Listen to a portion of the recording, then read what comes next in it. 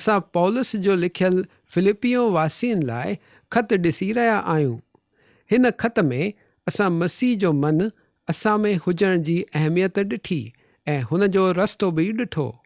असां पिछले प्रोग्राम में ॾिठो त पौलुस कीअं क़ाइदा थोपण वारनि जे ख़िलाफ़ु असांखे छितो करे रहियो आहे। उहे हिन में घमंड करे रहिया आहिनि त उहे खतना वारा आहिनि। खतना करण जो हुकुम परमेश्वर जूने नियम में इब्राहिम जे वसीले इज़राइल देश खे ॾिनो हुयो।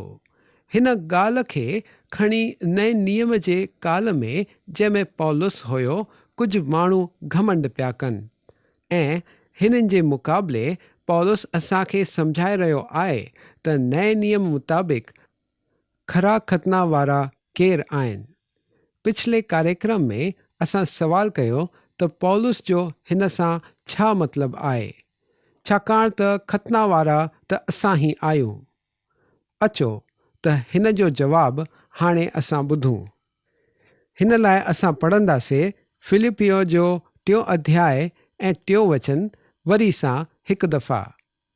छाकाणि त खतना वारा त असां ई आहियूं जेके परमेश्वर जे आत्मा जी अगुवाई सां उपासना कंदा आहियूं ऐं मसीह यीशू ते घमंड कंदा आहियूं ऐं जिस्म ते भरोसो कोन था रखूं। खतना वारा त असां ई आहियूं। हिन सां पौलुस जो छा मतिलबु आहे? गलतियों खे लिखियल हुन ख़त जे आख़िर में संदसि हुन खे सफ़ा स्पष्ट करे रहियो आहे, छाकाणि त मसीह यीशू में न खतना ऐं न खतना रहित कुझु आहे पर नई सृष्टि। गलतियों जे 6 अध्याय जे 15 वचन में इहे अखर असांखे मिलनि था। उहा जूनी खतना हाणे लागू कोन्हे। परमेश्वर सिर्फ़ु ॿाहिरों ॾिसण अचण वारी रीतिअ खे कोन चाहे थो। खरी खतना त दिलि जी खतना करणु आहे। उहो नओ जन्म आहे परमेश्वर जे तरफ़ दिलि जो हिकु नओ रुख। खरी खतना त मसीह में हुजणु आहे ऐं जिस्म ते भरोसो कोन था रखूं। असांजे झूने स्वभाव ते असांजो भरोसो कोन्हे। असां केवल मसीह में भरोसो था रखूं। उद्धार पाइण लाइ असां पाण ते या पंहिंजे अंदरि कोन ॾिसी रहिया आहियूं ऐं न त असां हुन मसीह ज़िंदगीअ खे असांजे झूने स्वभाव में जी सघंदा आहियूं। उहो असां में मसीह जीए थो हीअं हुजणु खपे। इहे क़ाइदा थोपण वारा पौलुस जे पुठियां हुन जे सेवा यात्राउनि में वेंदा हुया। हुन जे वञण खां पोइ उहे हुतां जे विश्वासियनि खे मिली करे हीअं कुझु चवंदा हुया। अच्छा, असां ॼाणूं था त भाउ पौलुस चवे थो त असांखे जिस्म में को बि भरोसो कोन रखिणो आहे ऐं त असांखे कर्म कांद ऐं रवाजनि खे ऐं बलिदाननि ते भरोसो कोन रखिणो आहे ऐं त मूसा जो नियम असांखे कोन बचाईंदो। उहो तीअं बराबरि थो चए, छो त हुन वटि निर्भर करण लाइक़ु वधीक काई ॻाल्हियूं आहिनि ई न। हुन वटि असां वांगुरु यहूदी धर्म जी वधीक जानकारी कोन्हे।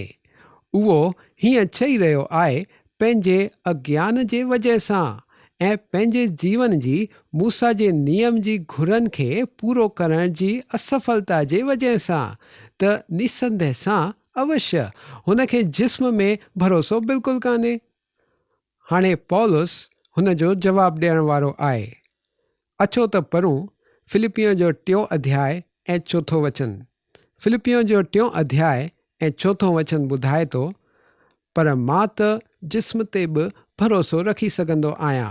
अगरि कंहिं ॿिए खे जिस्म ते भरोसो रखण जो वीचार हुजे त मां हुन खां बि वधीक रखी सघंदो आहियां। पौलुस चवे थो, अगरि को शख़्स आहे जेको जिस्म ते भरोसो रखी सघण जे क़ाबिल आहे त मां हुन खां बि वधीक भरोसो रखण जे क़ाबिल आहियां। उहो पंहिंजी धार्मिक ज़िंदगीअ खे कंहिं बि माण्हूअ जे धार्मिक जीवन जे साम्हूं रखण लाइ तयारु आहे ऐं उहो ॼाणे थो त उहो हुन जे माप ताईं पहुचंदो ऐं हुन खां अञा घणो ई वधीक प्रमाण में हूंदो। मां अञा वधीक। हाणे उहो 7 शयुनि जो ज़िक्र करण वारो आहे, जंहिंमें हिकु वक़्त ते उहो भरोसो रखंदो हुयो। इहो धर्म आहे। अगरि को शख़्स धर्म जे वसीले उद्धार पाए पियो सघे त उहो ज़रूरु इहो पौलुस जेको शौल हुयो हुजे हा। अचो त पढ़ूं फिलिपियो जो 3 अध्याय 5 ऐं 6 वचन। फिलिपियो जो 3 अध्याय 5 ऐं 6 वचन ॿुधाइनि था, 8 ॾींहुं मुंहिंजो ख़तनो थियो। इज़राइल जो वंश ऐं बिन्यामीन जे गोत्र जो आहियां। इब्रानियन जो इब्रानी आहियां। व्यवस्था या मूसा जे क़ाइदे जे विषय में अगरि चओ त फरीसी आहियां। उत्साह जे विषय में अगरि चओ त कलीसिया जो सताइण वारो। ऐं व्यवस्था या मूसा जे नियम जी धार्मिकता जे विषय में अगरि चओ त निर्दोष हुयुमि। अॼु बि माण्हू हिननि ॻाल्हियुनि ते घमंड कंदा आहिनि, पर हिननि मां कोई बि हिकु शइ तव्हांखे बचाए कोन थी सघे या उद्धार कोन ॾेई थी सघे। हाणे पहिरियों 8 ॾींहुं मुंहिंजो ख़तनो थियो।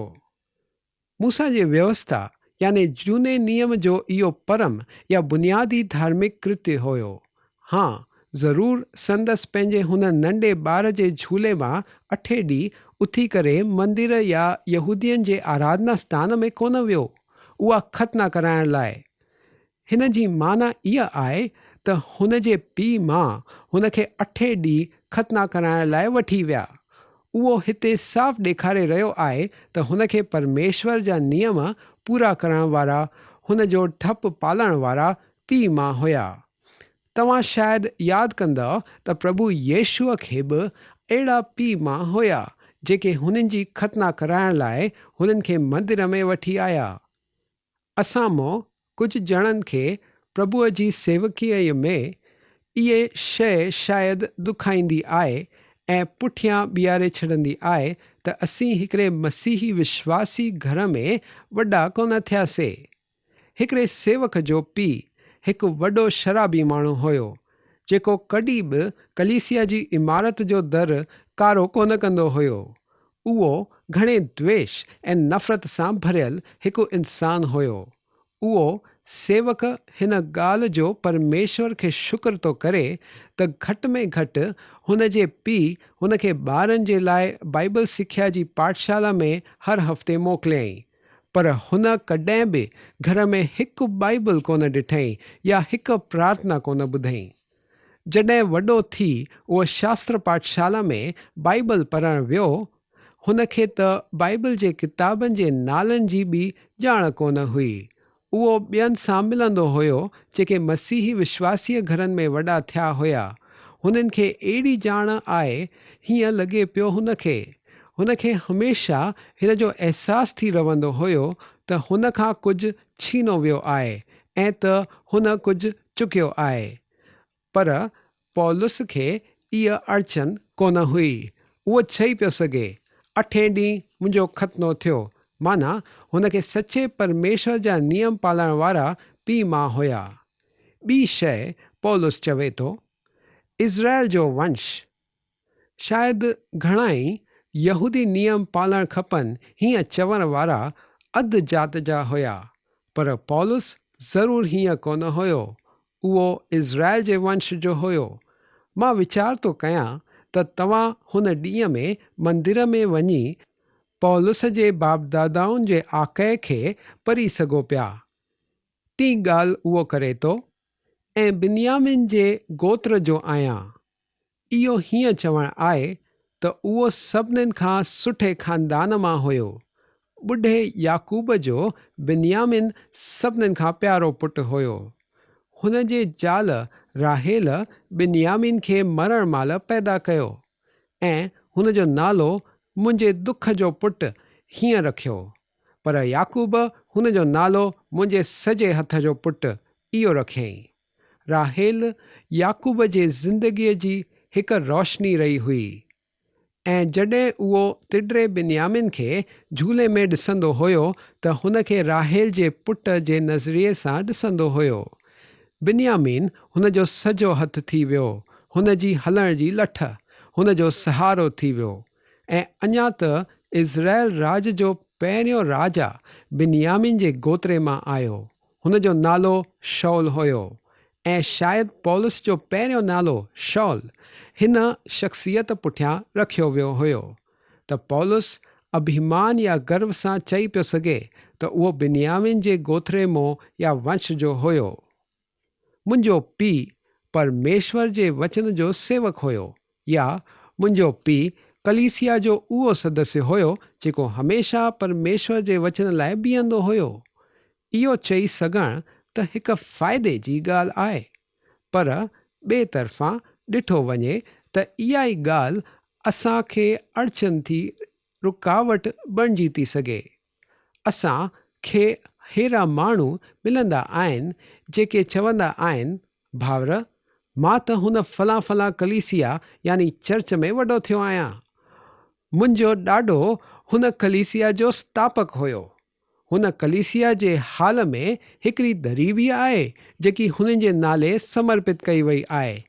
इन करे मां त हुन कलीसिया खे कॾहिं कोन छॾंदुसि। इहा ई ॻाल्हि हिकिड़ी अड़चन थी सघे अगरि हुन ई कलीसिया में हाणे ढीला वीचार घोषित कया वेंदा आहिनि, न त परमेश्वर जो उहो सचो वचन। पर संदसि पौलुस लाइ बिन्यामिन जे ॻोठरे मां हुजणु ज़रूरु हिकिड़ो पको गुण हुयो। चोथीं ॻाल्हि उहो करे रहियो आहे, इब्रानियन जो इब्रानी आहियां। हिन जी माना आहे त उहो हिकिड़ो अॻुवान ऐं नेता हुयो। हुन ॾींहं जे धार्मिक समाज जे सफ़ा मथे दर्जे ते उहो पहुतो हुयो। उहो सर्वोच्च पद जे दर्जे ताईं पहुतो हुयो। पंजी ॻाल्हि उहो करे थो, व्यवस्था या मूसा जे क़ाइदे जे विषय में अगरि चओ त फरीसी आहियां।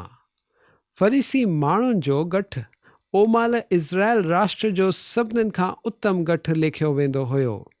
उहे हिकिड़ी धार्मिक ऐं राजनैतिक संगठना हुया ऐं उहो राज स्थापित करणु हुननि जो उद्देश्य हुयो। इज़राइल राष्ट्र बाबिलोन जी ग़ुलामीअ में जॾहिं वियो, शायदि तॾहिं ई या हुन खां थोरो पोइ इहो गठु प्रगट थियणु लॻो। उहे कट्टर बुनियादी माण्हू हुया। पवित्र शास्त्र जी सत्यनिष्ठा में हुननि जो विश्वास हुयो। स्वर्गदूतनि जे अस्तित्व में हुननि जो विश्वास हुयो। मरण खां पोइ वरी जीअरो थी उथणु ऐं चमत्कारनि में हुननि जो विश्वास हुयो।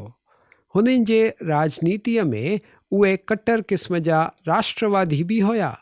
मुंहिंजे ख़्याल सां हिननि शख़्सनि पंहिंजे माण्हू निकोदेमुस खे प्रभु येशूअ सां मिलण वास्ते हीअं सोचींदे मोकिलियो, गलील जे क्षेत्र मां ॾिसो हिकिड़ो भविष्य वक्ता उभरियो आहे। अगरि उहो सिर्फ़ु पंहिंजे नाले सां असांजी गाॾी जोड़े वठे त असां परे ताईं पहुची था सघूं, छो त असां त रोम राज खे कीअं कीअं चालाकीअ सां हलाइजे हिन जी ॼाण था रखूं। उहे फरीसी सम्झंदा हुया त राजनैतिक चालाकीअ सां उहे उहो राज स्थापित करे सघंदा हुया। हिते हिन धरतीअ ते हुननि खे परमेश्वर जो राज प्रस्थापित करणो हुयो। पौलुस चई पियो सघे त उहो हिकिड़ो फरीसी हुयो। हाणे छहीं ॻाल्हि उहो चए थो, उत्साह जे विषय में चओ त कलीसिया जो सताइण वारो। पौलुस सम्झे पियो त उहो परमेश्वर जी इच्छा करे रहियो हुयो जॾहिं उहो कलीसिया खे सताए पियो। ॿिया फरीसी माण्हू ढिलो छॾे आराम करण लाइ तयार थी विया जॾहिं हुननि मसीह विश्वासियुनि खे यरूशलेम मां भॼाए छॾियो। पर पौलुस इहो दृढ़ निर्णय करे वेठो हुयो त हुननि खे सॼे जग भर में ॻोल्हे कढी छॾंदो। संदसि जो हुन जे परिवर्तन महिल जॾहिं उहो दमस्कुस जे रस्ते ते हली रहियो हुयो, इहो ई इरादो हुयो। सती ॻाल्हि पौलुस करे रहियो आहे, ऐं व्यवस्था या मूसा जे नियम जी धार्मिकता जे विषय में अगरि चओ त निर्दोष हुयुमि। ॾिसो त उहा कोन चई रहियो आहे त उहो पाप विरहित या परिपूर्ण आहे। उहो चए थो त उहो निर्दोष हुयो। रोमियो जे किताब जे 7 अध्याय जे 7 वचन में पौलुस त पंहिंजी आखाणी ॿुधाए थो, बिना व्यवस्था जे मां पाप खे कोन ॼाणियां थो। व्यवस्था अगरि कोन चवे थी त लालच कोन कर, त मां लालच खे कोन ॼाणा आ। पौलुस पाप विरहित परिपूर्ण हुजण जो दावो कोन थो करे। इहो हुकुम हुन खे हुन जो पाप ॾेखारे रहियो हुयो। हाणे अगरि तूं चोरी कोन कजांइ, इहो हुकुम तव्हां तोड़ियो था, त हुन जो सबूत तव्हां वटि हूंदो, या त गुनाह जे जाइ ते तव्हां पंहिंजूं आङुरियुनि जा निशान शायदि पुठियां छॾे वेंदव। उहा ई ॻाल्हि खात जे बारे में चई सघिजे थी। तव्हांजे हथनि वसीले कयल लाश जो सबूत रहिजी वेंदो। व्यभिचार इहो कयो वञे ऐं ॿिए कंहिंखे काई ख़बर कोन पए, हीअं नामुमकिन आहे। पर तव्हां लालच करे था सघो ऐं को बि शख़्स अञा शाणो कोन थी थो सघे। अगरि पौलुस चुप हुजे आ त असां सम्झूं आ त उहो पाप विरहित बेगुनाह परिपूर्ण स्थितीअ ते पहुची वियो आहे, पर उहो साफ़ ॿुधाए थो त उहो कोन पहुतो आहे। उहो चए थो त व्यवस्था हुन खे मारे छॾियो। उहो ऐं व्यवस्था जी धार्मिकता जे विषय में अगरि चओ त निर्दोष हुयुमि, हिन जो मतिलबु सम्झाए थो त उहो पंहिंजे गुनाह जे लाइ योग्य कुर्बानी खणी ईंदो हुयो, परमेश्वर साम्हूं शयुनि खे सरल ऐं सही करण लाइ। पौलुस निष्कपट हुयो।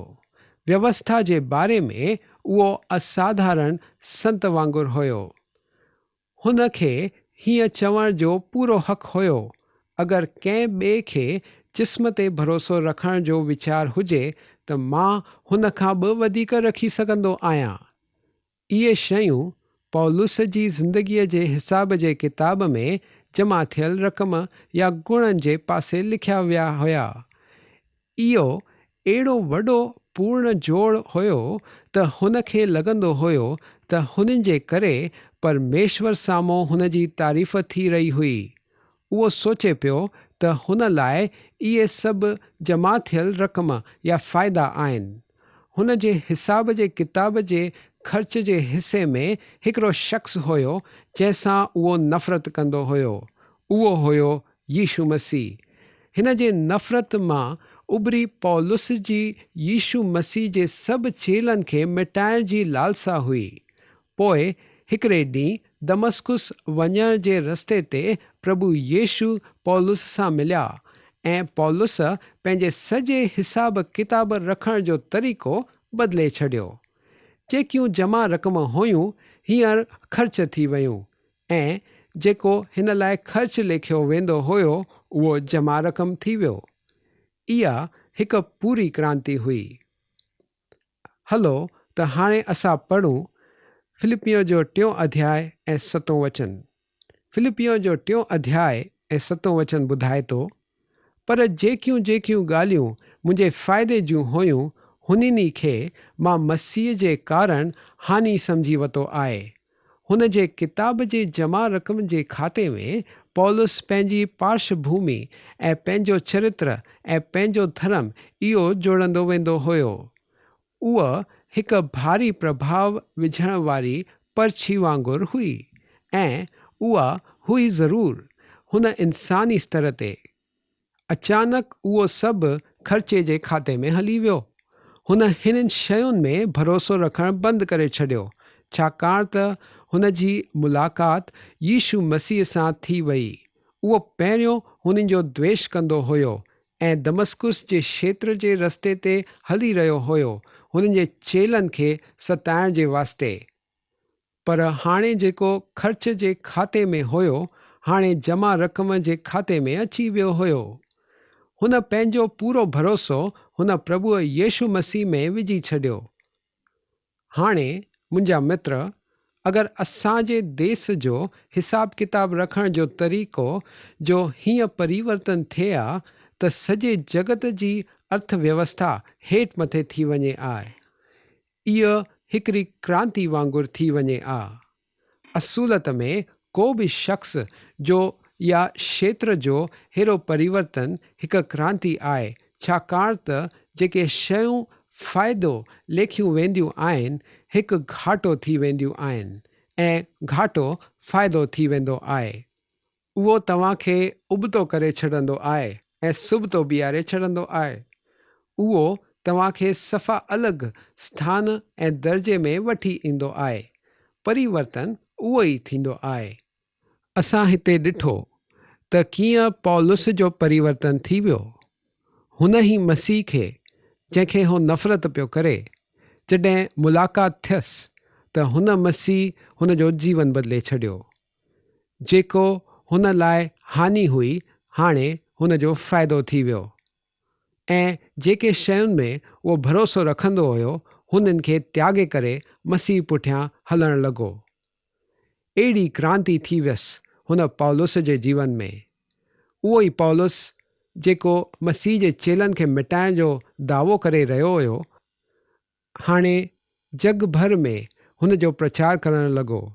जग जे अंत ताईं वञण जी इच्छा हुयसि ऐं कंहिं हद ताईं हुन उहो पूरो बि कयो। छा तव्हां पंहिंजे जीवन में अहिड़ो परिवर्तन पातो आहे?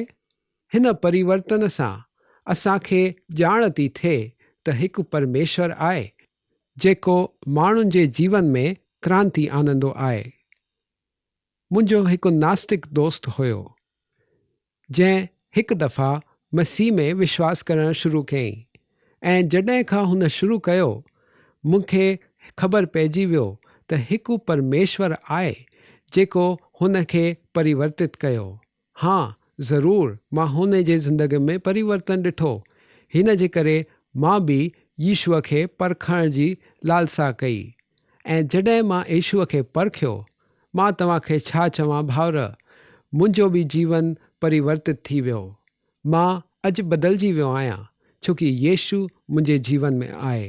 मुंहिंजे जीवन में हिकु वॾी क्रांति कयईं।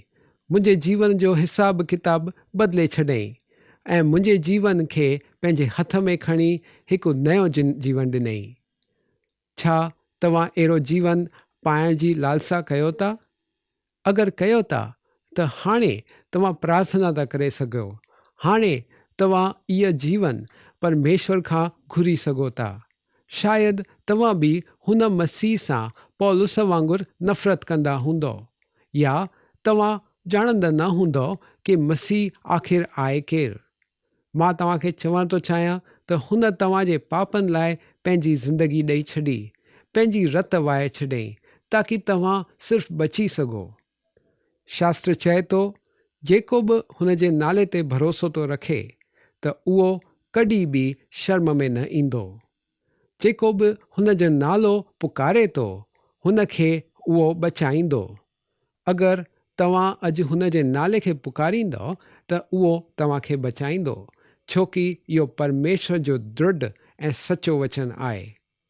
हाणे तव्हां हुन खे पुकारे सघो था। अगरि तव्हां दिलि सां हुन ते भरोसो रखंदो ऐं हुन खे पुकारींदो ऐं जे पापनि खे धोअण लाइ सॾु कंदो त उहो तव्हांजे जीवन में क्रांति कंदो, हिकु परिवर्तन आणींदो, जंहिंजे लाइ तव्हां ज़िंदगी भर हुन जो शुक्र अदा कंदो। त अगरि तव्हां हीअं कयो न आहे त तव्हां हाणे करे सघो था। तव्हां भले किथे बि हुजो, पंहिंजे घर में या रस्ते ते इहो प्रोग्राम ॿुधंदा हुजो, तव्हां हुते ई बीह करे हुन खे पुकारियो ऐं उहो ज़रूरु तव्हांजो ज़िंदगी बदिली छॾंदो, छोकी उहो हिकु सचो परमेश्वर आहे।